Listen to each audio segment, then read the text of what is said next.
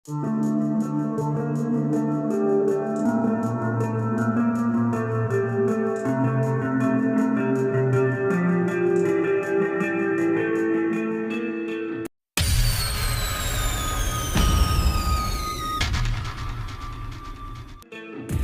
penerjun payung dari personil Detasemen Jalamangkara atau pasukan khusus Denjaka TNI Angkatan Laut mendarat darurat di salah satu rumah warga di kawasan Ciganjur, Jagakarsa, Jakarta Selatan. Pasukan Denjaka merupakan pasukan khusus yang dimiliki TNI Angkatan Laut. Pasukan ini diyakini sebagai salah satu pasukan dengan kemampuan militer yang mumpuni dan mematikan. Pasukan Denjaka memiliki tugas untuk membina kemampuan anti-teror dan anti-sabotase di laut dan daerah pantai, serta kemampuan klandestin aspek laut lainnya. Mereka ditugaskan untuk mencegah dan menindak berbagai aksi teror secara cepat dan efektif dengan menghindari sedikit mungkin korban jiwa. Prajurit Denjaka dituntut untuk menguasai berbagai kemampuan, seperti pencapaian sasaran lewat teknik lintas udara, penguasaan metode bawah air, dan lintas atas air senyap. Mereka dilatih untuk memiliki kesiapan operasional yang sangat tinggi, sehingga harus memiliki mobilitas, kecepatan, dan kerahasiaan yang tinggi.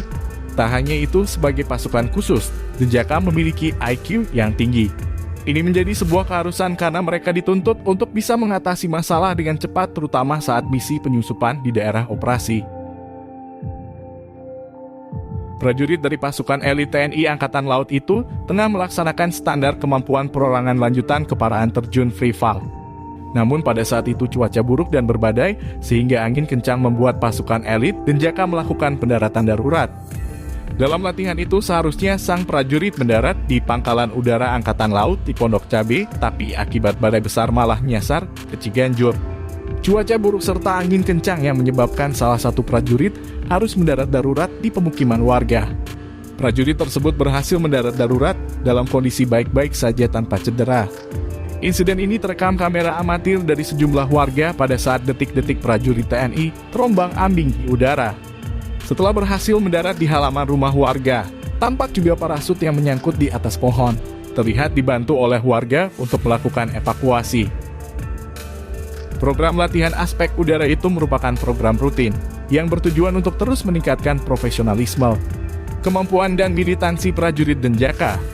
Kondisi cuaca seperti apapun tak menghalangi prajurit Denjaka untuk terus mengasah profesionalisme dan militansinya. Tentunya sebagai personil satuan elit TNI Angkatan Laut, Denjaka memang dilatih untuk mengatasi berbagai kesulitan termasuk cuaca ekstrem, dan terus memelihara kemampuannya sebagai pasukan anti-teror aspek laut yang siap kapan dan dimanapun ditugaskan.